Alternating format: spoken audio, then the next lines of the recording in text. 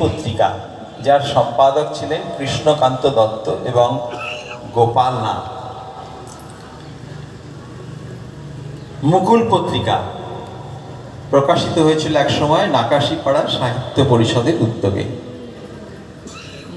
তমসু, এটাও প্রকাশিত হয়েছিল নাকাশিপাড়া সাহিত্য পরিষদের পক্ষ থেকে। মফস্বলের কণ্ঠস্বর, এই পত্রিকার সম্পাদক ছিলেন সুভাষ সরকার। আমি সাল তারিখ বলছি না, ভুল হয়ে যেতে পারে, ক্রমতালিকাও ঠিক নেই, তবুও পরপর বলে যাচ্ছি। শতদ্রু পত্রিকা, সুব্রত ব্যাপারী পাটিকাবাড়ি অঞ্চলের মাস্টারমশাই ছিলেন, তিনি এই পত্রিকাটি অনেক দিন প্রকাশ করেছেন। তবুও প্রয়াস, সুভাষ সরকার ছিলেন একসময় সম্পাদক, সেটি এখনো এই পত্রিকাটি প্রকাশ পেয়ে চলেছে। কৌণিক, শীতল ঘোষ, এই পত্রিকাটি এখনো প্রকাশিত হয়ে চলেছে। চেতনা, চপল বিশ্বাস, আমাদের দেশবন্ধু লাইব্রেরির পক্ষ থেকে বাৎসরিক পত্রিকা প্রবাহ প্রকাশ পেয়ে চলেছে। বনামী, দিলীপ মজুমদার, এই পত্রিকাটিও দীর্ঘকাল যাবৎ চলমান।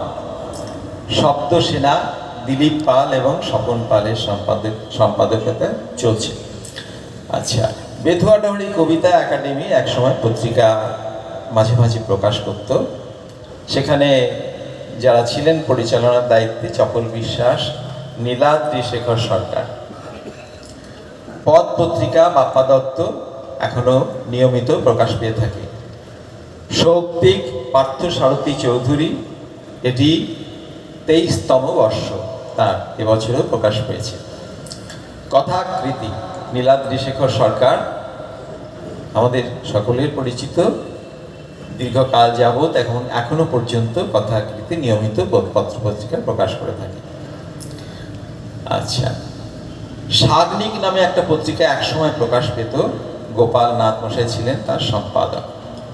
আচ্ছা, উদ্ভাস, বেথুয়াডহরি দীপশিখা কালচারাল ইউনিট, তার সম্পাদক ছিলেন আশুতোষ মণ্ডল। এবার অচিন পাখি, ধর্মেন্দ্র বিশ্বাস। কাব্যকণ্ঠ, দীন মোহাম্মদ আমাদের মধ্যে আজকে এসেছেন, কবিতা পাঠ করবেন, তার পত্রিকার নাম কাব্যকণ্ঠ। চৈতন্য দাস ধুবুলিয়ার থেকে প্রকাশ করেন বাংলা বাদ।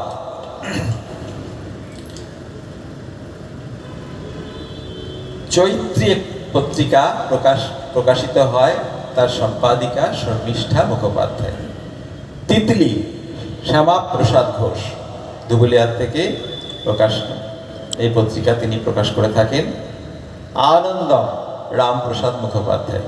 আলোর ফুলকি, স্বপন পাল, ধুবুলিয়া, এই পত্রিকা তিনি এখনো নিয়মিত প্রকাশ করে চলেছেন। এই মোটামুটি তালিকা পেয়েছি, আরও হয়তো কিছু বাকি থাকতে পারে, আপনারা পরে যুক্ত করে দেবেন। এবার আমরা সরাসরি, আর একটুও সময় খরচ